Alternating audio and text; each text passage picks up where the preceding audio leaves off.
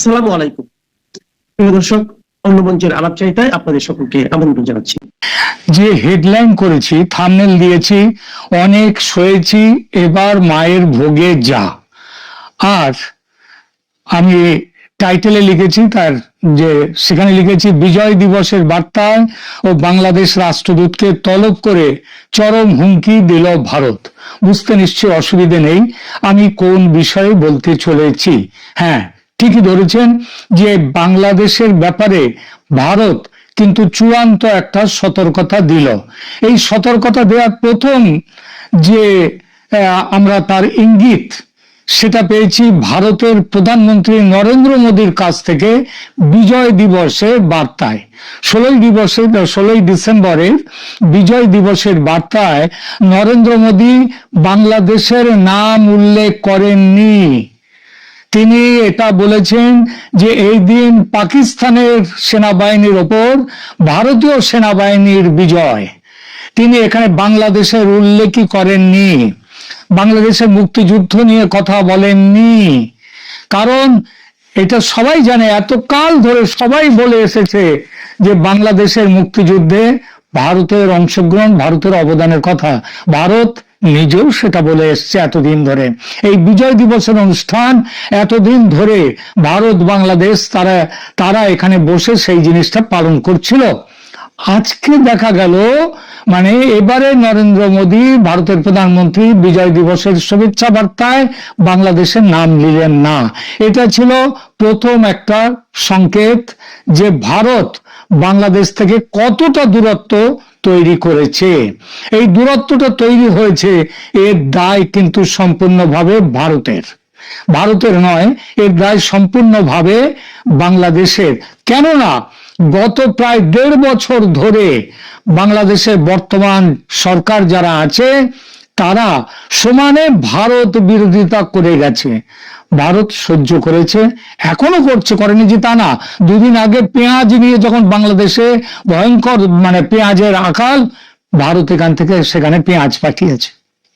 সুতরাং এখনো যে ভারত ভারতের বাংলাদেশের সাধারণ মানুষের কষ্ট সেটা ভারত চাইছে না, কিন্তু বাংলাদেশের শাসন ক্ষমতায় যারা আছে তাদের উদ্দেশ্যে চরম বার্তাটা দিয়ে দিলেন ভারতের প্রধানমন্ত্রী নরেন্দ্র মোদী।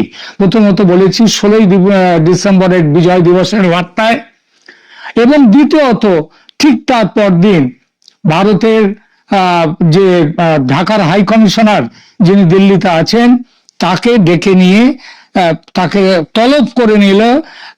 সে হাই কমিশনার তিনি বাংলাদেশের মিস্টার রিয়াজ হামিদুল্লাহ, তাকে 17 ডিসেম্বর ভারতের এক্সটার্নাল অ্যাফেয়ার্স মিনিস্ট্রি, পররাষ্ট্র দপ্তর তাকে তলব করলো। তলব করে কি বার্তা দিল সেই বার্তাটা আপনাদেরকে এইবার সেই বিষয়টি নিয়ে আলোচনায় যাচ্ছে।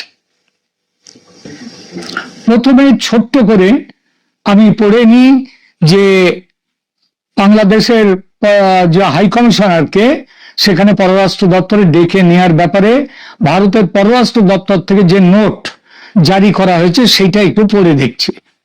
ডিসেম্বর 17, 2025, হেডিং হচ্ছে নোটের, Bangladesh high commissioner to India summoned by the ministry of external affairs. এখানে এইবার নোটে লেখা হচ্ছে the Bangladesh high commissioner to India His Excellency Mr. Riyaz Hamidullah was today, December 17, 2025, summoned by the Ministry of External Affairs and apprised of India's strong concerns at the deteriorating security environment in Bangladesh. His attention was drawn in particular to the activities of some extremist elements who have announced plans to create a security situation around the Indian mission in Dhaka. এটা হচ্ছে বেশ বড়সড় press note দেওয়া হয়েছে, একেবারে ছোট নয়। সেখানে প্রথম প্যারাগ্রাফেই বলা হলো, তাকে ডেকে নিয়ে সাবধান করে দেওয়া হয়েছে, তার দৃষ্টি আকর্ষণ করা হয়েছে যে বাংলাদেশের কিছু জঙ্গি এক্সট্রিমিস্ট এলিমেন্টস, এর বাংলা একটাই হয়, উগ্রপন্থী মানে জঙ্গি। তারা ভারতের যে হাই কমিশন আছে ঢাকায়, সেই হাই কমিশনের চারদিকে তারা যে সিকিউরিটি প্রবলেম, তারা শান্তি শৃঙ্খলা ভঙ্গ করার যে ব্যাপারটা সেটা করেছে, সেই ব্যাপারটা দৃষ্টি আকর্ষণ করা হয়েছে। এরপরে আপনাদেরকে বলি, আর বড় আগেই বলেছি যে এটা একটা বড় চিঠি, বড় প্রেস নোট, খুব একটা ছোট নয়, সম্ভবত চারটি তার পরিচ্ছেদ আছে, চারটি প্যারাগ্রাফ আছে। সেখানে বলা হয়েছে, প্রথম প্যারাগ্রাফে বলেই দিলাম যে সেখানে বলা হয়েছে যে প্রথম অনুচ্ছেদে সেখানে বলা হয়েছে যে কিছু চরমপন্থী উপাদানের কার্যক্রমের দিকে যারা ঢাকায় ভারতীয় মিশনের চারপাশে নিরাপত্তার একটা সংকট সৃষ্টি ঘোষণা দিয়েছে। দ্বিতীয় অনুচ্ছেদে আছে ভারত বাংলাদেশের সাম্প্রতিক কিছু ঘটনা সম্পর্কে চরমপন্থী যারা তারা তাদের সৃষ্টি করা মিথ্যা বর্ণনা সম্পূর্ণভাবে প্রত্যাখ্যান করে। অর্থাৎ তারা কি বলেছিল? তারা বলেছিল যে ওই ওসমান হাদি, যিনি ওই একটা ঐক্য মঞ্চ, মানে তার সংগঠনের নাম দিয়েছিলেন কি, যে তার সংগঠনের নামটা ছিল জুলাই বিপ্লব মঞ্চ, এবং সেখান থেকে এই জিনিসটা আবার চলে এসেছে, তার নাম দেয়া হয়েছে যে একটা ঐক্য, সেটা হচ্ছে সেই ঐক্য যে যারা এখানটায় একটা দিয়েছে যে ভারতের হাই কমিশন অফিস যেটা রয়েছে ঢাকায়, সেইখানটা তারা অভিযান করবে। দ্বিতীয় অনুচ্ছেদে বলা হয়েছে, ভারতের নোটের সেখানটায় বলা হয়েছে এই চরমপন্থীরা এরা এই জিনিসটা করছে। ভারত সরকার মনে করে যে অন্তর্বর্তীকালীন সরকার পুঙ্খানুপুঙ্খ তদন্ত পরিচালনা করেনি এবং ভারতের সাথে এই বিষয়ে অর্থপূর্ণ প্রমাণ শেয়ার করেনি। আবার বলছি কোন বিষয়টা পরিষ্কার করে কিন্তু এখানে হাদির নাম লেখা হয়নি, কিন্তু যে কোনো বিষয়, এই হাদির বিষয়টাই, কারণ এইটার ওপর দিয়ে তারা ভারতের ওপরে এই অভিযান চালানোর কথা বলেছে। ওই যারা বিপ্লবী মঞ্চ নাকি আছে, সেই জুলাই মঞ্চ, তারা এইসবগুলো বলেছে।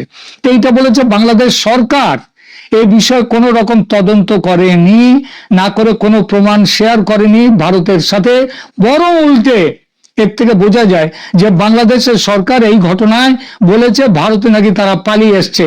কে পালিয়ে এসছে, কোথায় পালিয়ে এসছে, কিভাবে পালিয়ে এসছে, কবে পালিয়ে এসছে, তার নাম কি, তার কি পরিচয়, সেসব কোনো প্রমাণ বাংলাদেশ না দিয়েই বলে দিয়েছে যে হাদিকে যারা খুন করতে চেয়েছে তারা ভারতে পালিয়ে গেছে। তৃতীয় অনুচ্ছেদে, এই প্রেস যে নোট স্টেটমেন্ট, তার তৃতীয় অনুচ্ছেদে বলা হয়েছে, বিবৃতিতে ভারত বাংলাদেশের ঐতিহাসিক সম্পর্ক উল্লেখ করা হয়েছে। দেখবেন আমি এটা পড়ে যাচ্ছি, এটা সেখানে বলা হয়েছে যে বাংলাদেশের জনগণের সাথে ঘনিষ্ঠ এবং বন্ধুত্বপূর্ণ সম্পর্ক রয়েছে, যা মুক্তিযুদ্ধে নিহিত এবং বিভিন্ন উন্নয়ন ও জনসংযোগ উদ্যোগের মাধ্যমে শক্তিশালী। তার মানেটা হচ্ছে ভারত বাংলাদেশের জনগণকে তার এখনো মিত্র মনে করছে, কিন্তু বাংলাদেশের যে সরকার তারা কিন্তু এই মিত্রতাকে অস্বীকার করে তারা কাজ করছে। এইটা এখানে, এটা বিটুইন দ্য লাইন্স, অর্থাৎ না বলেও যে কথাটার ভেতর থেকে বোঝা যায় সেখানে বলা হলো। এখানে তৃতীয় অনুচ্ছেদে আরো বলা হয়েছে ভারত বাংলাদেশের শান্তি ও স্থিতিশীলতা চায় এবং স্বাধীন, ন্যায্য, অন্তর্ভুক্তিমূলক এবং বিশ্বাসযোগ্য নির্বাচন শান্তিপূর্ণ পরিবেশে অনুষ্ঠিত হওয়ার জন্য আহ্বান জানাচ্ছে। এই যে কথাটাগুলো বলা হলো, এই কথাটা ভারত নতুন বলেনি, কিন্তু এই কথা বলার সঙ্গে সঙ্গে 17 তারিখ এই নোট দিয়েছে ভারত, এই স্টেটমেন্ট। আর 18 তারিখে বাংলাদেশের পররাষ্ট্র দপ্তরের যিনি উপদেষ্টা তাওহিদ হোসেন, তিনি বলেছেন নির্বাচন নিয়ে আমরা ভারতের এইসব কথা মানতে আমরা শুনতে রাজি নই।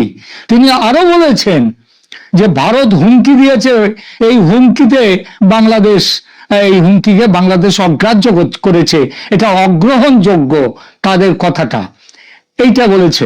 অর্থাৎ ঠিক জায়গাতে কিন্তু ঘাতা দিয়ে দিয়েছে ভারত। চতুর্থ অনুচ্ছেদে স্টেটমেন্টে বলা হয়েছে ভারত স্পষ্টভাবে প্রত্যাশা করে যে অন্তর্বর্তীকালীন সরকার তার কূটনৈতিক দায়বদ্ধতা অনুযায়ী বাংলাদেশে ভারতীয় মিশন এবং পোস্টগুলির নিরাপত্তা নিশ্চিত করবে। এর মধ্যে দিয়ে অন্তর্বর্তীকালীন সরকার যে এটা নিশ্চিত করছে না, সেই কথাটা বুঝিয়ে দেয়া হলো এবং স্পষ্টভাবে বলে দেয়া হলো ভারত এটা প্রত্যাশা করে যে কূটনৈতিক দায়বদ্ধতা অন্তর্বর্তীকালীন সরকার যেন মেনে চলে। কূটনৈতিক সংকটের প্রেক্ষাপট এবং বিশ্লেষণে এই ঘটনা মূলত তিনটি সমন্বিত বিষয়ের ফলাফল।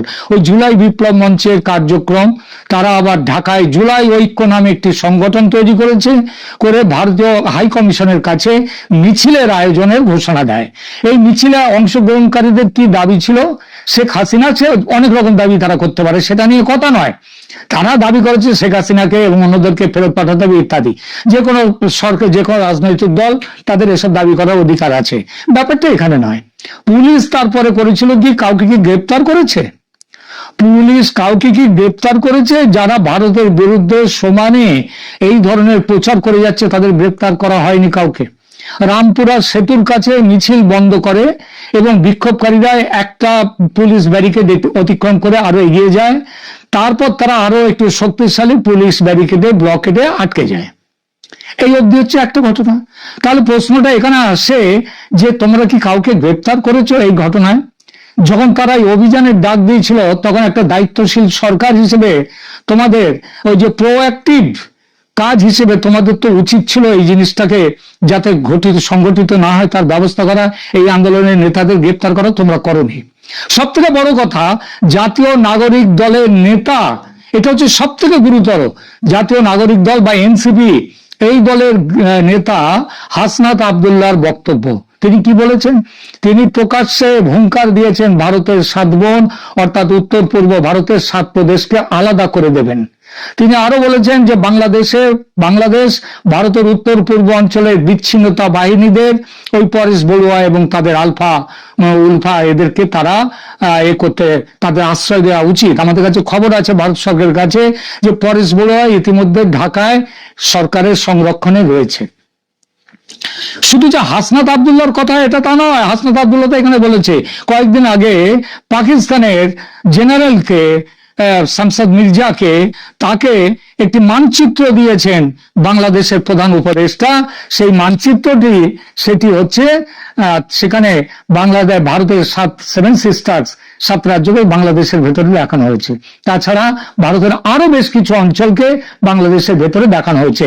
এটা যদি কোনো দল, রাজনৈতিক দল করতো, আপত্তি অবশ্যই করার জায়গা আছে, কিন্তু সেইভাবে রিয়াক্ট করার জায়গা থাকে না। কিন্তু মনে রাখতে হবে, এই বইটি দিচ্ছেন বাংলাদেশের সরকারের, অন্তর্বর্তী সরকারের প্রধান উপদেষ্টা, তিনি পাকিস্তানের জেনারেলকে। এটাকে তো অস্বীকার করা যায় না। সুতরাং হাসনাতের যে কথাবার্তা, এটা গুরুত্বহীন, এতে গুরুত্ব দেওয়ার দরকার নেই। এইসব যারা বলছে বাংলাদেশে আজকে, তাদের কথাই গুরুত্ব দেওয়া যায় না। কারণ এটা শুধু তো হাসনাতের কথা নয়, এটা একটা সংগঠিত প্যাটার্ন, সমানে চলছে এই ধরনের কথাবার্তা। ভারত অস্বীকার করতে পারে না। তা অস্বীকার করতে পারে না বলে ভারতের ওই যে প্রথম অনুচ্ছেদে, প্রেস নোটে, সেখানে যে কথাটা বলেছে ভারত, এখানে বিটুইন দ্য লাইন্স কি বলেছে সেই জিনিসটা কিন্তু আপনাদের ধরতে হবে।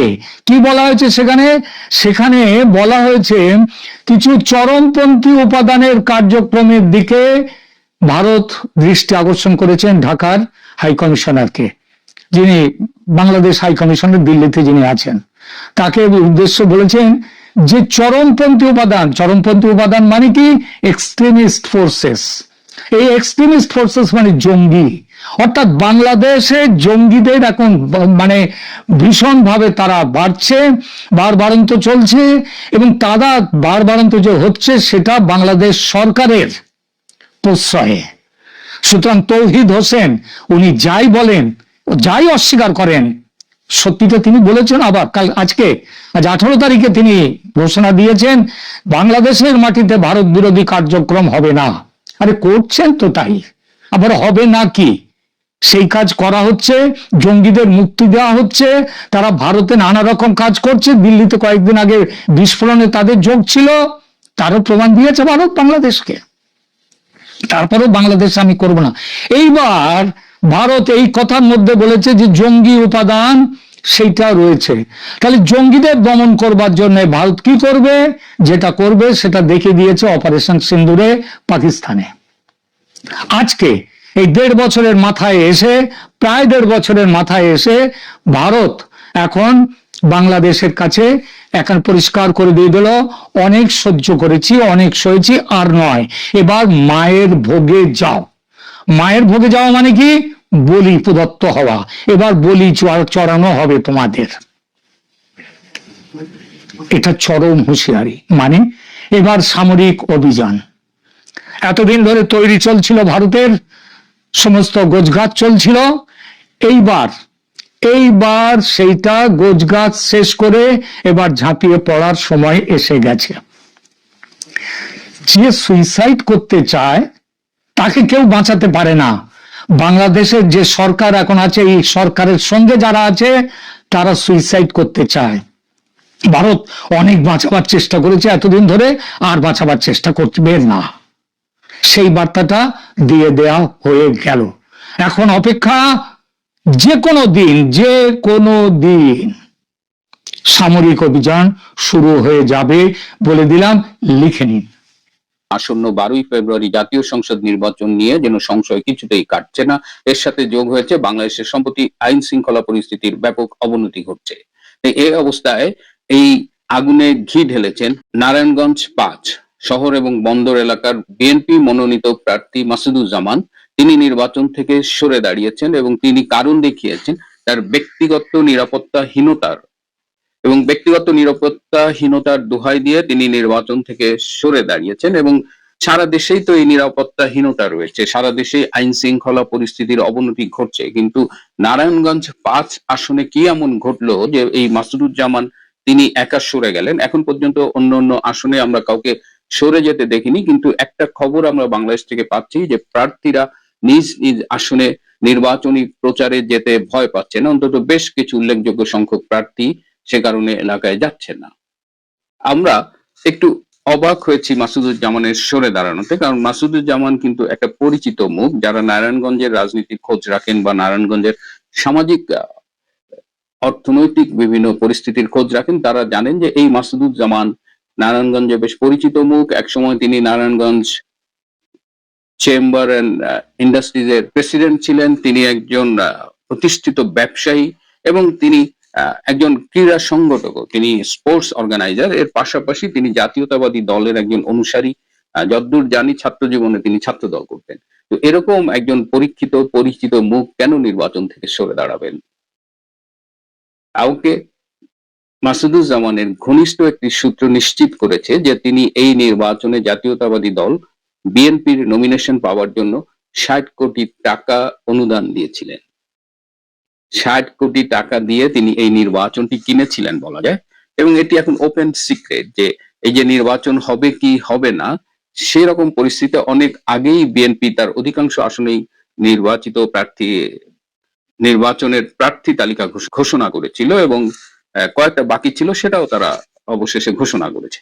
তো এই অবস্থায় মাসুদুজ্জামান 60 কোটি টাকা দিয়ে তার নমিনেশন কেনার পরেও তিনি কেন সরে দাঁড়ালেন? ঘটনা হলো যে মাসুদুজ্জামানের কাছে আরো 7 কোটি টাকা, 60 crore টাকা বিএনপির পক্ষ থেকে চাওয়া হয়েছিল এবং বলা হয়েছিল যে আরো 60 কোটি টাকা দিলে তার নমিনেশনটা কনফার্ম হবে।